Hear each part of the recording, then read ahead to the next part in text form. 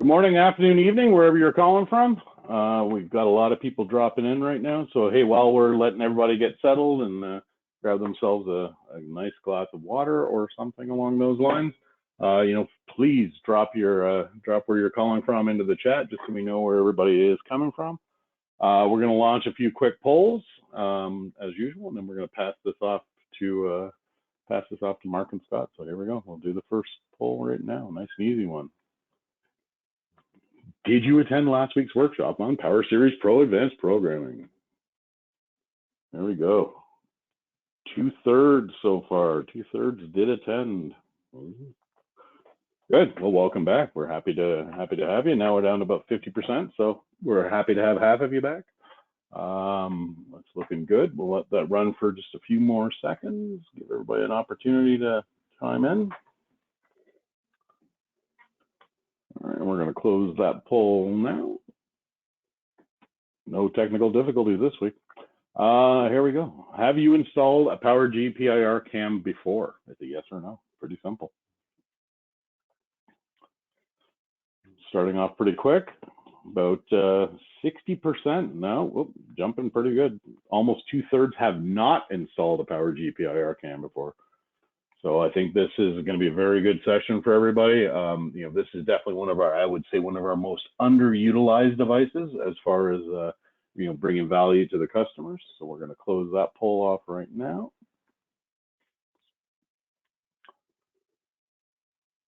All right. So now we will have the alternate question. Have you utilized an Alarm.com image sensor before?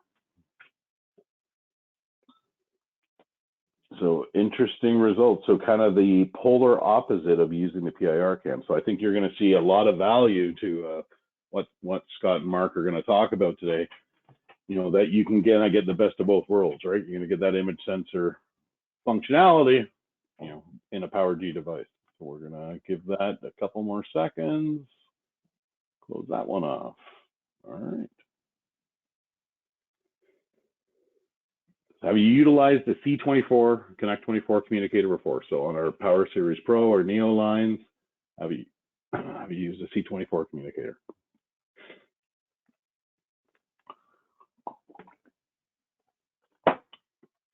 Okay, so it's about 50-50. About 50% of the folks have used the C24 communicator before. Excuse me. All right, we'll close that one off, and then the last poll question. So what central station alarm verification methods do you currently deploy? So this is a multiple choice question. So PowerG verification cross-zoning, two-way voice, video verification, streaming cameras, or none?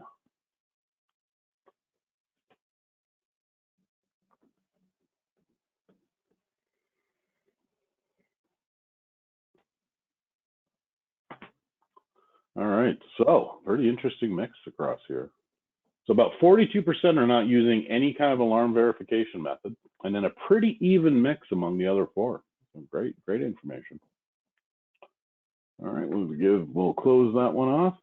All right, so welcome to the season finale for season 1 of our technical workshop series.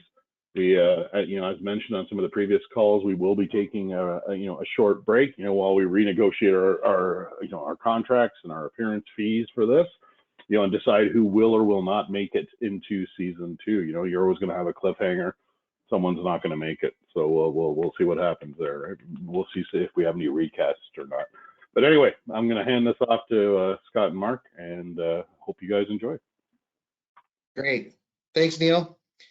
And thanks everyone for joining today, and feel free to pop some questions into that message board there. We have Joel and Mark back there that can help us with those questions, and we can answer some at the end of class here too as well.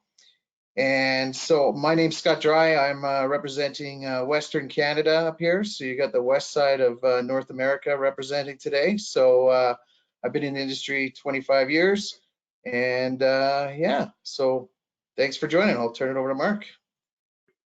Yeah, so I'm Mark Sterling, the technical account manager in the Pacific Northwest region. I cover 9 states. I've been with JCI DSC Qolsys since October of 2019.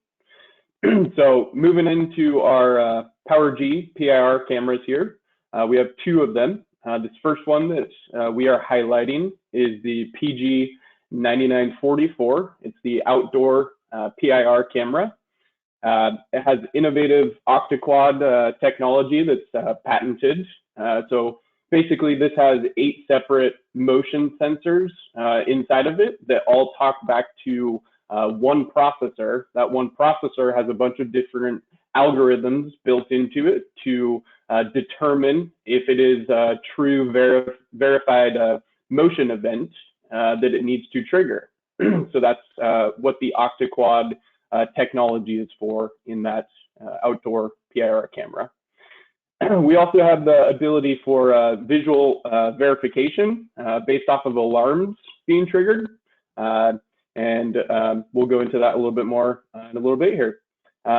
We have the quality of the image is QVGA, so it's 320 by 240. It's a color image that can be transmitted from the premise via cellular or Ethernet.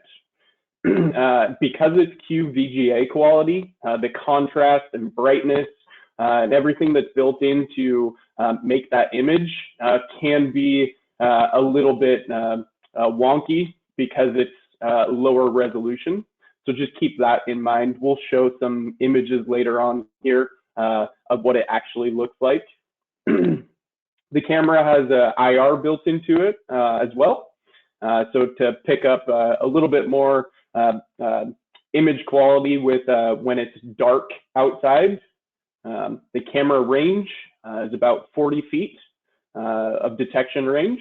With the IR illumination, you can get out as far as about 33 feet away from this motion detector.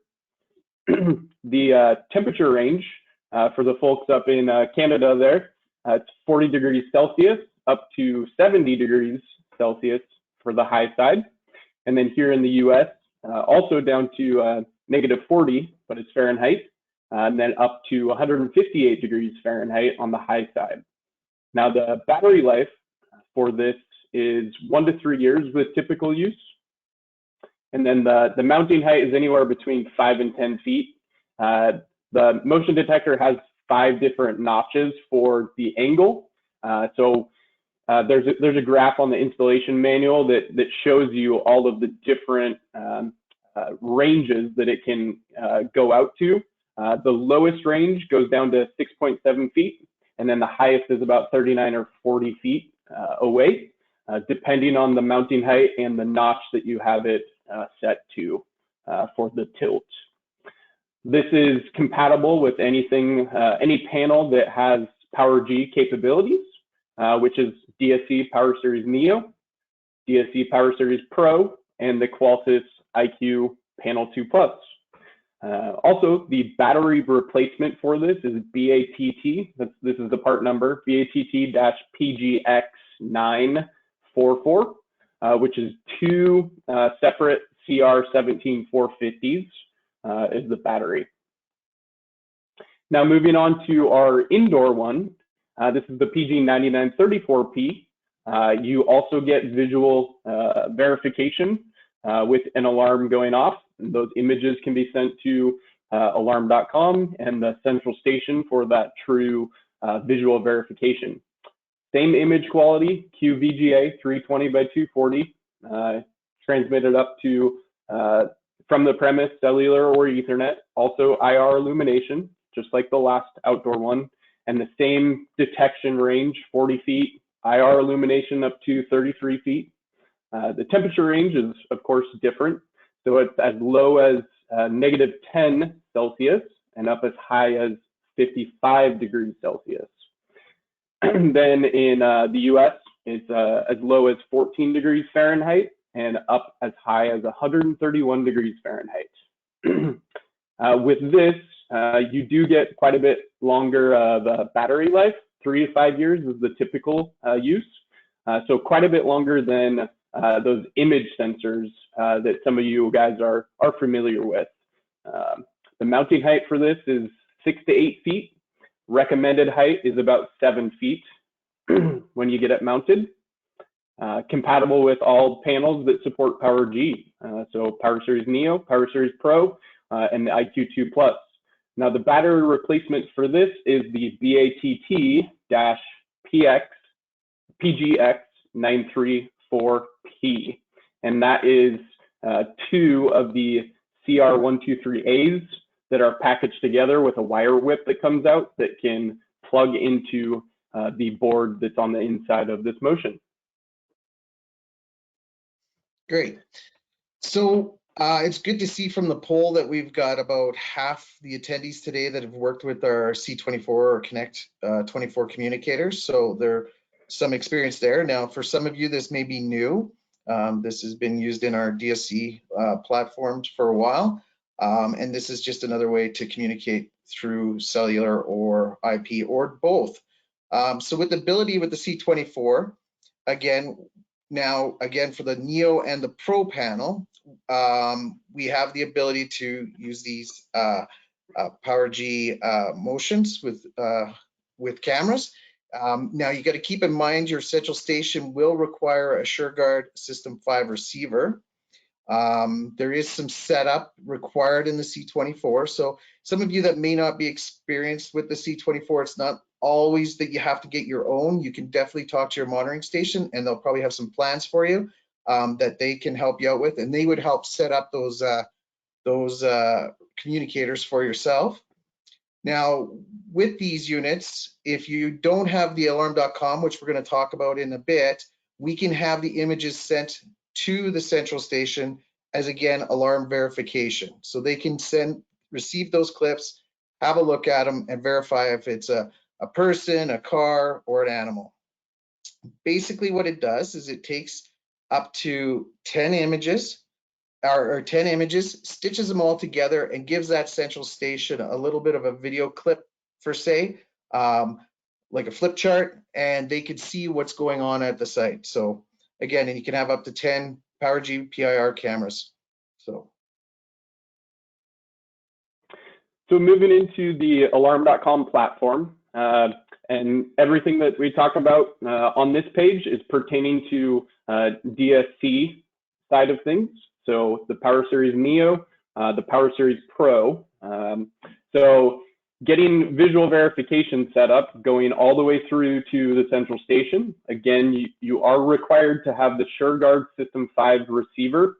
And if you are just wanting images to go to Alarm.com, you are still required with DSC to have that account set up with a SureGuard System 5 receiver with the monitoring settings so that you can get images to go to Alarm.com. So images can go, like that second bullet point there, to your central station and Alarm.com, as long as the integrations are set up appropriately with your central station and Alarm.com. You can check to see if visual verification is set up with that monitoring company via the partner portal on Alarm.com. It'll show what capabilities that central station has. If they do not have that, your central station can actually email the integrations department at Alarm.com, which is csintegration@alarm.com. So csintegration@alarm.com to get the correct integration set up. And there's also other integrations that they need to work on with like Mass or Bold, depending on what automation platform your central station has. You can only get images to the Alarm.com when an alarm goes off from one of these PIR cameras, motion cameras. And the service package must have Images Plus on it for the images to get pushed from the panel up to Alarm.com and to the central station. DSC allows up to 10 of the PowerG PIR cameras attached. So any combination of the indoor and the outdoor, so you could have 5 of one, 5 of the other, but it's a max of 10 PowerG PIR cameras. Moving into the Qolsys panel, the IQ Panel 2 Plus with Alarm.com. Again, images can be sent to both the central station and Alarm.com. It's actually not required that you have the SureGuard System 5 receiver to get the images to alarm.com or the central station, but the central station still needs to have the appropriate integrations with alarm.com and their automation platform that they utilize. So again, if they don't have it, email csintegration@alarm.com. Our firmware update that we came out with, our latest firmware is 2.60, that second bullet point there. And with that firmware, that came out a week and a half ago, Monday, you are able to change the default one image that typically would get sent on a alarm getting triggered from one of the motions to up to 10 images that alarm.com can receive. So it can receive all of them now on 260. You would just have to toggle over a setting to make that happen. From the Qolsys system platform, right from the alarm.com app, you can do a peek in now feature to receive an image in the app on demand. So pretty cool to have that feature. Maybe you have a pet or something that you want to check in on when you're not at home. The client service package also must have images plus on their service package to allow the images to go through. And then you can have up to 10 PowerG PIR cameras, and that was updated from 5 to 10 with the firmware 2.5.3. So just a heads up there with that. And on the Qolsys panel directly, you can actually test the image of that motion detector. So you get that motion detector installed in a corner of the room, and you want to test it to make sure that image is working appropriately for the coverage that you want. And I'm going to toggle over to Visor here and show you where to go for that. Scott, can you see that okay? We're good. Cool. So hey, quick question, guys. Before we move along, we got just a ton of questions coming in. So I wanted to answer one from Wolfgang, actually. Wolfgang was asking about anti-masking support with the outdoor motion detector. Is that work? Is there anti-masking in that guy? Yes. In our outdoor, we do have the anti-masking. There's a couple features there. There's a feature in the inside of the screen which can tell if it's the difference between a rain or a spray paint. And then, correct me if I'm wrong, Mark, it had something to do with the IRs as well, if it gets covered up. So yes, there is anti-masking built into the outdoor. Any other questions, Joel? Thanks. I guess there was a question as far as service package clarification goes. What service package is needed in order for this to function? I gotcha. Good question. So it can be interactive, interactive plus automation, or interactive gold. Just as long as you have the images plus attached to that service package, then you are golden. You can add on more events so that you can receive more images per month as well. And you can also reach out to your alarm.com rep if you have any questions about more questions about that too, and how it pertains to alarm.com. Awesome. Thanks, guys. We'll continue answering in the background. Cool. Thanks. So from the panel here, you'll just touch right above the clock and then go into settings, advanced settings, enter in your dealer or installer code, jump into system test here, and then PowerG test. And you can test the signal strength of that indoor motion is what I have, the PG9934P. If you click on more, here is where you can actually test the picture and make sure that it's looking appropriately. You have all these other options in here too, current signal strength, and you can test the LED. Maybe you have two that are installed and you're not sure which one is which. They're not named appropriately. So you could click this test LED and walk over to those motions, and you'll see the LED on it blink. So kind of a cool feature there. So if you hit the test picture, I already did this earlier. You can jump back to your home screen here, swipe over to the right, and then you can take an image. So nice shot, Mark. there you have it. Thank you. Thank you. And thanks for teaching that one, Mark. I didn't know that was in there. So great application there. So you see what kind of snapshot you're going to get before you get it settled in, right? All right, great. So now we're going to talk a little bit about applications. So, you know, there's a couple up here in Canada. We got the builder side of things, and during construction and stuff, I'm going to talk a little bit more about that. You know, they go through some shrinkage, and then like CCAN. So we have a lot of buildings or commercial buildings where they have like a CCAN sitting on the outside of a yard, and they want to be able to just make sure that it's, you know, if somebody's near there, typically they'll put like the outdoor wire or PowerG contact, again, -40 for us Canadians up far north here, and great applications on those CCANs. So you want to hit the next one there, Mark? CCANs, shipping containers or connexes, is what people, I know Scott was saying that up in Canada they call them CCANs, so I wasn't familiar with that when we were going through things. That's that lingo, eh? So yeah.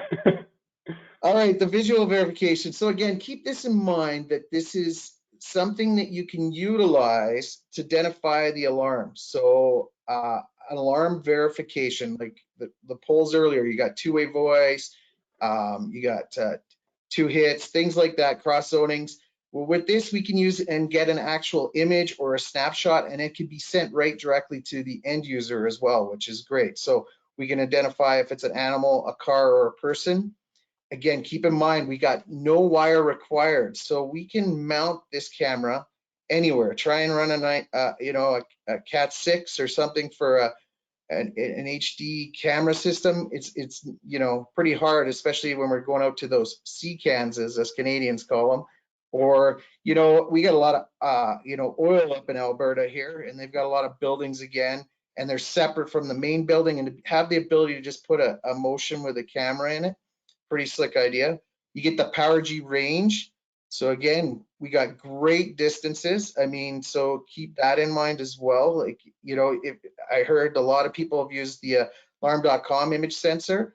So here could be another nice add-on to get out to those further outdoor locations, because we got -40 or your warm temperatures down south that we don't get that much, but you can utilize those applications. Simple installation. So again, you can mount this thing to anything, and you know, you can move it around if needed. So take the home builder for an example, and these are actual images. So again, I want to keep in mind, these are not being connected to an NVR or to a router or nothing. This is just taking that camera, mounting it anywhere, and I mean, you can get an idea of what's going on. And with the cost of lumber these days and home builders, having those sitting in the garage or whatever, that's a hot commodity these days. And, you know, I always hear about shrinkage, about like appliances, washers, dryers, fridges, things like that. Now you can put a camera in there and get those snapshots and get an image right away. The other thing is, this kind of could open up a door if you're not working with a builder today, but this might open up a door for you to kind of get that panel into the home pre-construction time, and hopefully you can build from there and keep it in there for longer. Now maybe the camera moves if it's not an upsell, but maybe you got an IQ2 Plus in there already. Now you can try and, you know, leverage that in the sale of the home. So there's some benefits. You're already in with that builder, and great applications for that. It's a very good point, Scott. Lumber is astronomical right now. It is. All right, and here's an example of an outdoor application. So this is more of a recreational vehicle, and I know this one very well because this would be mine that I've been testing. And I've actually put it through that -40 temp. So I don't know if you guys jumped in a while back here. We did another presentation. I think we were -40, which means for both C and F. And I had this unit out there. But you can see, you know, I can get a glance, and these are snapshots too, right to my smartphone, of a deer going through. So I know, hey, okay, that's my false alarm. Great. Again, remember the CCAN application, oil areas, you know, you're gonna have a lot of wildlife, things like that. And then you move over to the other side there, and then you know what? It's dark out there at this location, and I can tell that, hey, there's a person sitting in that application there. So again, I can tell the difference. And again, we just wanted to talk a little bit about this. So this was an example Mark had of a person's house that was completely black, if I'm correct, Mark. So it was pitch black, and they did, I'm assuming, a peek in now or a test alarm. And you could still tell if that was a person or something in there. And again, that was just my example of at -40, I was still getting images. As you can see, a deer's butt's just running through there. So pretty impressive. Again, I've got this mounted to a gazebo right now. That's where I have it mounted, but I could mount it to a tree. And again, those distances, I could go a couple 100 feet if I want to see what's out there. So again, we'll open that up then, Joel, for any questions. I see we got 4 minutes, and Neil's got a little bit of time he wants to talk, but is there any questions there, Joel? Yeah, actually, there was a great question in the chat there that I didn't know the answer to, and I'm hoping maybe one of you guys do. Someone asked, does the panel camera take up one of the 10 image sensors in the Alarm.com or visual verification cameras?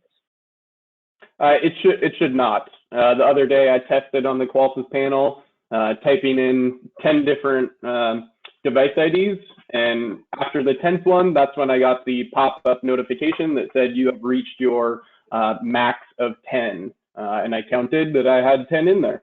So. Did you use both hands to count? You know it.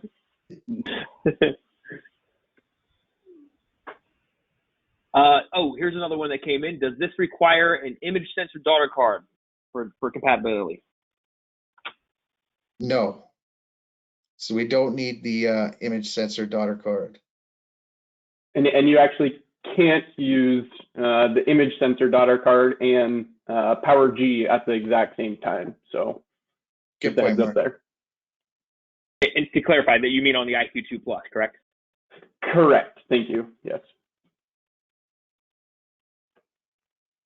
Awesome. I don't have any more questions here in the background. I did just want to let everyone know that if you check out the chat, I dropped a link to our season 1 playlist on YouTube there. So if you want to go back and check out any of our past workshop series, you feel more than free to do so. And that link is there in the chat. And great. Thanks, Joel. And I also want to point out that we dropped a couple documents in there as well for the setup of the PowerG cameras. There is a difference between the Neo and the Pro from the IQ2 Plus panel, so make sure to upload those as well, because it is quite a bit different in the setting up of those panels. All right, I think we can turn it back over to Neil. And all right, thanks, guys. Is there a slide? Yeah.